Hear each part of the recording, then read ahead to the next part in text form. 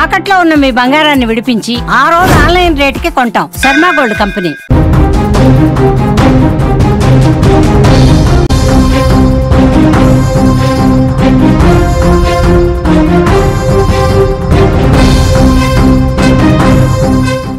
Breaking news చూస్తున్నాం. దేశవ్యాప్తంగా సంచలనం సృష్టించిన ధర్మస్థల కేసులో మృతదేహాలు ఎక్కడ ఉన్నాయి? 6 చోట్ల తవ్వకాలు పూర్తవుతున్నాయి. కానీ ఇంతవరకు ఒక్కటంటే ఒక్క మృతదేహానికి సంబంధించిన ఆనవాలు కూడా దొరకలేదు. తవ్వకాల్లో లభ్యం కాని సాక్ష్యాలు, మృతదేహాల జాడ కోసం ఇంకా అన్వేషణ కొనసాగుతుంది. ఇంకా 7 చోట్ల తవ్వకాలు జరగాల్సినటువంటి అవసరం ఉంది. ఆ 7 చోట్లలో మృతదేహాలు ఏమైనా ఉన్నాయా? పారిశుధ్య కార్మికుడి మాటలు నిజమేనా? ప్రస్తుతం దీని గురించే చర్చ జరుగుతుంది.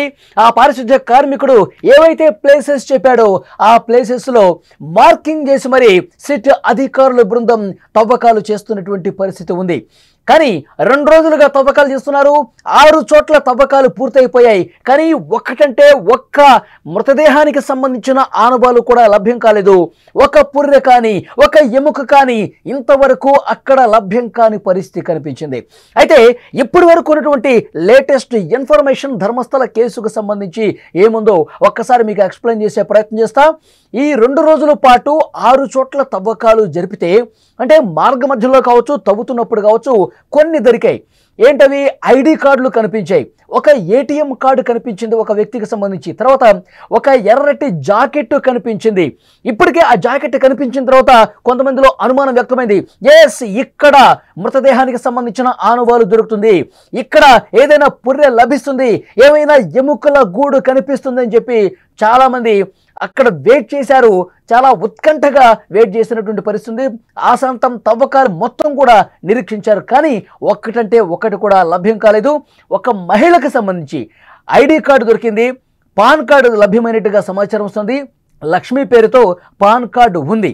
కానీ దొరికినటువంటి ఐడి కార్డులు కావచ్చు, పాన్ కార్డు కావచ్చు, ఎర్ర రంగులో ఉన్నటువంటి జాకెట్ కావచ్చు, ఇవన్నీ కూడా మనం అనుమానించాల్సినటువంటి పరిస్థితుల్లో అంత బలంగా అనుమానించేవి కావు. ఎందుకంటే ఈ వర్షాలకు, వాటర్కి, వరదలకి కొన్ని వస్తువులు ఈ విధంగా కొట్టుకొస్తాయి తప్పించి ఇవి మృతదేహాలకు సంబంధించినటువంటి ఐడి కార్డులుగా మనం చెప్పలేము. దీని మీద మరింత లోతుగా ఇన్వెస్టిగేట్ చేయాల్సినటువంటి అవసరం ఉంది అని చెప్పి సిట్ అధికారులు చెప్పిన పరిస్థితి ఉంది. అయితే ఇంకా తవ్వకాలు జరగాల్సిన అవసరం ఉంది. ఎవరైతే పారిశుధ్య కార్మికుడు ధర్మస్థలలో కొన్ని సంవత్సరాల పాటు పారిశుధ్య కార్మికుడిగా పనిచేసినటువంటి వ్యక్తి, నేను నా చేతులతో కొన్ని వందల మృతదేహాలను నేత్రావతి నది ఒడ్డున పాతిపెట్టాను, నేత్రావతి నది ఒడ్డున కాల్చేశాను, నేత్రావతి నదిలో కొన్ని మృతదేహాలు పైన ఉన్నటువంటి నాకు ఆదేశాలు ఎవరైతే ఇచ్చారో వాళ్ళు చెప్పింది చెప్పినట్టుగా నేను చేశాను, కొన్ని నదిలో కూడా పడేశానని చెప్పి ఆయన చెప్పిన పరిస్థితి. దేశవ్యాప్తంగా సంచలనం నమోదైనటువంటి కేసుగా దీన్ని చూస్తున్నారు. ఎక్కడ చూసినా ఇప్పుడు ధర్మస్థలం మీదే తీవ్రమైన చర్చ జరుగుతుంది. మరి 6 చోట్ల మొత్తం 15 చోట్ల మార్కింగ్స్ పెడితే ఈ 15 చోట్లలో 6 చోట్ల కంప్లీట్ అయిపోయినాయి. సిట్ అధికారులు, అలాగే ఫోరెన్సిక్ నిపుణులు, అలాగే అక్కడ స్థానిక కేఎంసీ వైద్యులు, మొత్తం 20 మంది కార్మికుల సాయం తీసుకుని పెద్ద పెద్ద క్రేన్లు కూడా అక్కడ తీసుకొచ్చి తవ్వకాలు చేస్తూ ఉన్నారు. కానీ ఒక్క ఆధారం కూడా, ఒక్క పుర్రె కానీ ఎముక కానీ లభించినటువంటి పరిస్థితి. అయితే అక్కడ పారిశుధ్య కార్మికుడు ఇంకా ఆయన చెప్తా ఉన్నాడు, మిగతా చోట్ల డెఫినెట్గా దొరుకుతుంది, నన్ను నమ్మండి, వందలాదిగా మృతదేహాల్ని ఈ చేతులతోనే ఈ ప్రదేశాల్లోనే పాతిపెట్టాను. నేను 10 సంవత్సరాల తర్వాత వచ్చాను. కొంత నాకు అది ప్లేసెస్ కనిపెట్టడంలో 1-2 ఏమైనా ఇబ్బందికర పరిస్థితులు, కొన్ని మీటర్లు కొంచెం దూరం చెప్పొచ్చు, దగ్గర చెప్పొచ్చు, కానీ ఇదే లొకేషన్లో ఈ ప్రాంతంలోనే పాతి పెట్టానన్నది మాత్రం నేను చాలా స్పష్టంగా చెప్పగలను. ఓపికగా మార్కింగ్స్ అన్ని చోట్ల కూడా మీరు తవ్వండి, నన్ను నమ్మండి, తవ్వితే డెఫినెట్గా ఏదో ఒక మృతదేహం లభ్యం అవుతుంది అని చెప్పి ఆయన ఇంకా డంకా బజాయిని చెప్తున్నాడు. ఇంకా బలంగా బల్లగుద్ది మరి చెప్తున్నాడు. ఈరోజు రేపట్లో అక్కడ స్థానికుల్లో కూడా ఒక చర్చ ఉందండి. ఏంటంటే వందలాది మృతదేహాలు ఆయన పాతి పెట్టాడని చెప్తున్నాడు. ఆయన వర్షన్ పక్కన పెడితే ఇక్కడ ఎన్నో దారుణాలు జరిగినాయి, ఎంతోమంది మిస్సింగ్ అయిన కథనాలు, ఎంతోమంది అత్యాచారానికి గురైనటువంటి కథనాలు కూడా మేము కూడా చాలా విన్నాం. ఇక్కడ నిజంగా అలాంటి పరిస్థితి ఉండి ఉండొచ్చు. డెఫినెట్గా అధికారులు మరింత సీరియస్గా దృష్టి పెట్టి తవ్వకాలు జరిపితే ఇక్కడ దొరకవచ్చు. గురువారం శుక్రవారం ఈ 2 రోజుల్లో ఒక సంచలనం నమోదయ్యే అవకాశం డెఫినెట్గా ఉంది. ఈ 2 రోజుల్లో ఇక్కడ మృతదేహాలు లభ్యం కావచ్చు, ఇక్కడ మృతదేహాలకు సంబంధించిన అవశేషాలు దొరకవచ్చు అని చెప్పి అక్కడి స్థానికులు కూడా బలంగా నమ్ముతున్నటువంటి పరిస్థితి. ఆ తవ్వకాలు జరుగుతున్నటువంటి ప్లేసులో ఎప్పుడు ఏం బయటపడుతుందని చెప్పి సర్వత్రా ఒక ఉత్కంఠగా అక్కడ స్థానిక ప్రజానీకం కూడా ఎదురు చూస్తున్నటువంటి పరిస్థితి. కానీ ఇప్పటి వరకు అందుతున్న సమాచారం ప్రకారం 2 రోజులుగా తవ్వకాలు జరుగుతున్నాయి, కానీ ఒక్క ఆధారం కూడా దొరకలేదు. అతను ఎవరైతే పారిశుద్ధ్య కార్మికుడు మొదటగా జూలై 3వ తారీఖు కంప్లైంట్ చేశాడండి. జూలై 3వ తారీఖు అతను అక్కడ ఆ ఎఫ్ఐఆర్లో చాలా స్పష్టంగా అతని కంప్లైంట్ ఇచ్చిన దాన్ని బట్టి నేరాలు ఘోరాలు చాలా దారుణంగా జరిగినాయి. అతను చెప్తా ఉన్నాడు, నా చేతులతోనే ఒక టీనేజ్ గర్ల్ని అత్యంత దారుణంగా అత్యాచారం చేసి చంపేశారు. ఆ టీనేజ్ గర్ల్కి సంబంధించినటువంటి స్కూల్ బ్యాగ్తో సహా ఇదే చేతులతో నేను పూడ్చిపెట్టాను అని కూడా ఆయన చెప్పాడు. ఎంత దారుణమైనటువంటి ఘటనలు ధర్మస్థలలో, ప్రముఖ పుణ్యక్షేత్రంలో, ఆధ్యాత్మిక కేంద్రంలో ఇలాంటి దారుణాలు జరిగాయని చెప్పి అందరూ కూడా ఆశ్చర్యం వ్యక్తం చేసినటువంటి పరిస్థితి ఉంది. నిజంగా గనక ఒక్క పుర్రె కనిపించిన దేశవ్యాప్తంగా సంచలనం సృష్టించే కేసుగా ఇది మారే అవకాశం కనిపిస్తుంది. మరొక 2 రోజుల పాటు తవ్వకాలు జరిగే అవకాశం చాలా స్పష్టంగా కనిపిస్తుంది. ఒకవైపు వర్షం పడుతోంది, భారీ వర్షం కురుస్తున్నా ఎక్కడా కూడా తవ్వకాలకు ఆటంకం ఏర్పడకుండా తవ్వకాలు జరుపుతూనే ఉన్నారు. ఇవాళ రేపు గురు శుక్రవారాల్లో మొత్తం ఏదైతే 15 చోట్ల మార్కింగ్ పెట్టారో ఆ 15 మార్కింగ్ ప్లేసెస్లో కూడా పూర్తిగా తవ్వకాలు పూర్తయ్యే అవకాశం కనిపిస్తుంది. ఈరోజు ఏమైనా ఆనవాళ్లు దొరుకుతాయా, మృతదేహాలకు సంబంధించిన అవశేషాలు ఏమైనా దొరుకుతాయా అన్న ఉత్కంఠ అయితే అక్కడ ధర్మస్థలలో స్థానికంగా ఒక ఉత్కంఠ పరిస్థితి అయితే కనిపిస్తోంది. అతను చెప్తున్న దాని ప్రకారం ఇక్కడ ఇంకొక వాదన కూడా తెర మీదకి తీసుకొస్తా ఉన్నారు. అసలు ఆ పారిశుధ్య కార్మికుడు నిజాలే చెప్తున్నాడా, లేకపోతే పూర్తిగా అవాస్తవాలు ఏమైనా చెప్తా ఉన్నాడా, అతను మతిభ్రమించి ఏమైనా మాట్లాడుతూ ఉన్నాడా? 100 మృతదేహాలకు సంబంధించి పాతిపెట్టాను, అక్కడ నేనే ఖననం చేశాను, చాలా నేరాలు ఘోరాలు జరిగాయని చెప్తా ఉన్నాడు.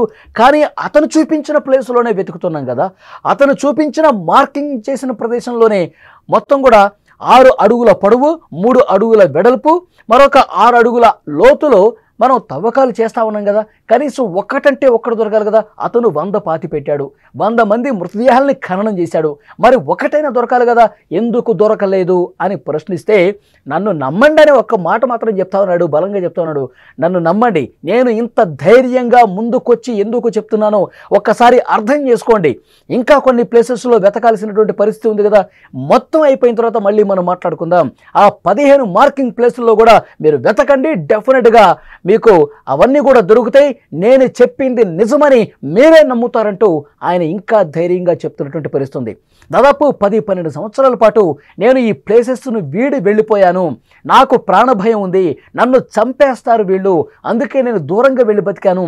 కానీ ఆ మంజునాథుడు నా గుండెల మీద కూర్చున్నట్టుగా అనిపిస్తుంది. ప్రతి రాత్రి కూడా నిద్రలేని రాత్రులు నేను ఎన్నో గడిపాను. చూసినటువంటి ఈ నేరాలు ఘోరాలు ఏవైతే ఉన్నాయో వాటికి సంబంధించిన సమాచారం అధికారులకు ఇచ్చి కొంతలో కొంతైనా పరిహారం చేసుకో, కొంతలో కొంతైనా పశ్చాత్తాపడి ఆ సమాచారాన్ని ఇవ్వు అని చెప్పి ప్రతి రాత్రి కూడా నేను పశ్చాత్తాప భావంతోనే నిద్రలేని రాత్రులు గడిపాను. ఆ అపరాధ భావాన్ని తొలగించుకునేందుకు నేను ధైర్యంగా ముందుకు వచ్చాను. నేను చనిపోయినా పర్లేదు, నన్ను ఎవరైనా చంపేసినా పర్లేదు, కానీ నిజం మాత్రం దాగకూడదు, నిజం ఏ క్షణమైనా ఏ రోజైనా బయటకు రావాల్సిందే అంటూ చాలా స్పష్టంగా అతను చెప్తా ఉన్నాడు. అందుకే జూలై 3వ తారీఖు డైరెక్ట్గా దక్షిణ కన్నడ పోలీసులకు అతను కంప్లైంట్ ఇచ్చాడు, ఏం జరిగిందో కూడా చెప్పాడు. అలాగే అతను న్యాయవాది ఎవరైతే ఉన్నారో సుప్రీంకోర్టు న్యాయవాది కూడా షీల్డ్ కవర్లో, ఎందుకంటే రేపు ఏం జరిగినా నిజాలు బయటికి రావాలంటే ముందుగానే షీల్డ్ కవర్లో దీని వెనకాల ఎవరున్నారు, ఆ సమయంలో నాకు ఎవరు ఆదేశాలు ఇచ్చారు, దీని వెనకాల కథ నడిపించింది ఎవరు, నన్ను ఎవరు బెదిరింపులకు గురి చేశారు, ఇవన్నీ కూడా డెఫినెట్గా ఆ షీల్డ్ కవర్లో ఆ లెటర్లో నేను స్పష్టంగా పొందుపరిచాను. ఒకవేళ నన్ను లేకుండా చేసినా, నన్ను చంపినా సరే ఆ నిజం ఆ షీల్డ్ కవర్లో ఉంటుంది అని కూడా ఆయన చెప్తున్నటువంటి పరిస్థితి. సో చూడాలి, ఎందుకంటే ఇంకొక 9 ప్లేసెస్లో మార్కింగ్ చేస్తున్న ప్లేసెస్లో తవ్వకాలు ఇవాళ రేపట్లో పూర్తవుతాయి. ఈ 9 ప్లేసెస్లో ఏమైనా బయటపడతాయా? ఇంకా ఆయన ధైర్యంగా చెప్తా ఉన్నాడు ఆ పారిశుద్ధ్య కార్మికుడు. ఎందుకంటే ఎప్పుడైతే ఈ పారిశుద్ధ్య కార్మికుడు కంప్లైంట్ ఇచ్చాడు, ఎప్పుడైతే దేశవ్యాప్తంగా ఒక సంచలనమైనటువంటి కేసుగా ఇది నమోదైందో అప్పుడే అక్కడ ప్రజా సంఘాలు కావచ్చు అందరూ కూడా పెద్ద ఎత్తున ఆందోళన చేశారు. నిజాలు నిగ్గు తేల్చాలి, ధర్మస్థలలో ఎన్నో దారుణాలు జరిగినాయి, ఎన్నో మిస్సింగ్ కేసులు నమోదయ్యాయి, అవన్నీ కూడా మేము వింటా ఉన్నాం.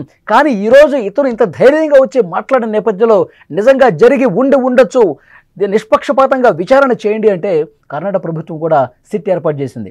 అక్కడ కర్ణాటక ప్రభుత్వం సిట్ ఏర్పాటు చేసి 4 సీనియర్ ఐపీఎస్ అధికారులతో డీజీ స్థాయి అధికారి ప్రణవ్ మొహంతి నేతృత్వంలో ఇంకొక 4 ఐపీఎస్ ఆఫీసర్స్తో కలిపి ఒక సిట్ని ఏర్పాటు చేశారు. ఆ సిట్టు నిష్పక్షపాతంగా విచారణ చేస్తుంది. దాంట్లో భాగంగానే అతన్ని ముసుగు ధరించి మరి పూర్తిగా అతని ఆనవాళ్ళు ఎవరికి కూడా బయటకు తెలియజేయకుండా, ఎవరు గుర్తుపట్టకుండా అతన్ని ముసుగులోనే ఉంచి ఆ తవ్వకాలు జరిపే ప్రదేశాలకు తీసుకొచ్చి పూర్తిగా మార్కింగ్స్ అతను చెప్పిన చోట చేయించి క్రేన్లు తీసుకొచ్చి తవ్వకాలు చేస్తూ ఉన్నారు.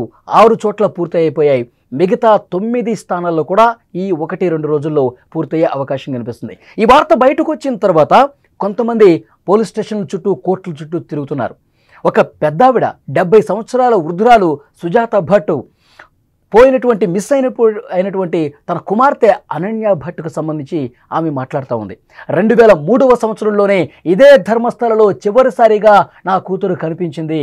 కానీ ఈ ధర్మస్థలలో కొంతసేపు గడిపిన తర్వాత ఆమె మిస్ అయిపోయింది. ఎటు పోయిందో ఏం జరిగిందో కూడా తెలియట్లేదు. అప్పటి నుంచి మేము వెతుకుతూనే ఉన్నాం. కనీసం అసలు ఉందా లేదా అనేది కూడా మాకు ఒక క్లారిటీ లేదు.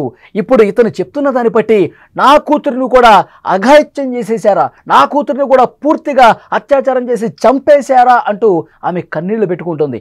కానీ నేను ఎవరి మీద ఇప్పుడు పోరాటం చేయదలుచుకోలేదు. ఇప్పుడు నేను ఎవరిని కూడా నిందించను. కనీసం ఈ తవ్వకాలలో ఏదైనా అవశేషం దొరికితే నేను DNA టెస్ట్ కూడా సిద్ధంగా ఉన్నాను. మా కూతురిదని తెలిస్తే కనీసం నాకు అస్థికలన ఇస్తే మా బ్రాహ్మణ సంప్రదాయం ప్రకారం, ఆచారం ప్రకారం నేను అంత్యక్రియలు జరిపించుకుంటాను. పూర్తిగా నా బిడ్డ ఆత్మ శాంతి కలిగే విధంగా ప్రయత్నం చేస్తాను, దయచేసి సహకరించండి అంటూ ఆమె కన్నీళ్లు పెట్టుకొని వేడుకుంటోంది. ఇంకా కొన్ని మిస్సింగ్ కేసులు ఉన్నాయి. వాళ్ళు కూడా పోలీస్ స్టేషన్ల చుట్టూ తిరుగుతున్నారు. ఎక్కడైనా సరే ధర్మస్థలలో ఏమైనా ఒక కొత్త విషయం బయటకు వస్తుందా, ఏదైనా మృతదేహానికి సంబంధించిన ఆనవాళ్లు బయటకు వస్తాయా? అతను చాలా బలంగా చెప్తా ఉన్నాడు పారిశుద్ధ్య కార్మికుడు. జరిగింది జరిగినట్టుగా, ఉన్నది ఉన్నట్టుగా చెప్తున్నాడన్న నమ్మకం మాకు కూడా కనిపిస్తోంది. కొన్ని వందలు మృతదేహాలు చెప్తున్నాడు కానీ కనీసం కొన్నింటిలో కొన్నైనా బయటపడతాయని చెప్పి అక్కడ స్థానికుల్లో కూడా పెద్ద ఎత్తున చర్చ ఉంది. కానీ ఈ రోజు వరకు 2 రోజుల నుంచి తవ్వకాలు జరుగుతున్నాయి. ఇప్పటికి కూడా కనీసం ఒక్క ఆనవాళ్ళు సాక్ష్యం కూడా రాలేదు. మిగతా అన్ని కూడా పూర్తయిన తర్వాత ఆ 15 మార్కింగ్ ప్లేస్లో తవ్వకాలు పూర్తయిపోయి పూర్తిగా అది కంప్లీట్ అయిపోయిన తర్వాత అప్పుడు మీడియా ముఖంగా మేము మాట్లాడతాం. అతన్ని మరొకసారి విచారిస్తాం. అసలు ఏం జరిగింది, అప్పుడు అతను నిజమే చెప్తున్నాడా, అబద్ధం చెప్తున్నాడా, అతను మార్కింగ్ ప్లేస్లో తవ్వకాలు జరిపితే కనీసం ఒకటన్నా కనిపించాలి కదా. ఇవన్నీ విషయాలు మరొకసారి నిష్పక్షపాతంగా విచారణ జరిపి ఆ తర్వాత మీడియా ముఖంగా అన్ని వివరాలు తెలియజేస్తామని సిట్ అధికారుల బృందం చెప్తున్నటువంటి పరిస్థితి ఉంది. మరి చూడాలి, డెఫినెట్గా ఈ గురువారం, శుక్రవారంలో తవ్వకాలు చాలా కీలకమైనటువంటి భూమికను పోషించే అవకాశం కనిపిస్తుంది. ఎందుకంటే ఈ 2 రోజులు చాలా కాన్ఫిడెంట్గా చెప్తా ఉన్నాడు ఆ పారిశుద్ధ్య కార్మికుడు. మొదటి 2 రోజులు ఏమీ దొరకలేదు. సరే, కొన్ని కీలకమైనటువంటి ప్లేసెస్గా, అత్యంత నమ్మకంగా నేను బలంగా నమ్మినటువంటి ప్లేసెస్లో గురు శుక్రవారాల్లో తవ్వకాలు చేస్తున్నారు. డెఫినెట్గా ఒక సంచలనం నమోదయ్యే అవకాశం ఉంది. ఈరోజు బయటపడే అవకాశం ఉంది. నేను పాతిపెట్టిన మృతదేహాలకు సంబంధించిన అవశేషాలు అని అతను బలంగా చెప్తున్నాడు. సో చూద్దాం అతను మాటలు ఎంతవరకు వాస్తవ రూపం దాలుస్తాయి, ఎంతవరకు నిజంగా అవశేషాలు, ఏమైనా పుర్రెలు, ఏమైనా ఎముకలు కనిపిస్తాయా అన్నది కూడా అక్కడ వారే కాదు, పోలీసుల బృందమే కాదు, మొత్తం దేశం మొత్తం కూడా ఉత్కంఠగా ఎదురు చూస్తున్న పరిస్థితి ఉంది.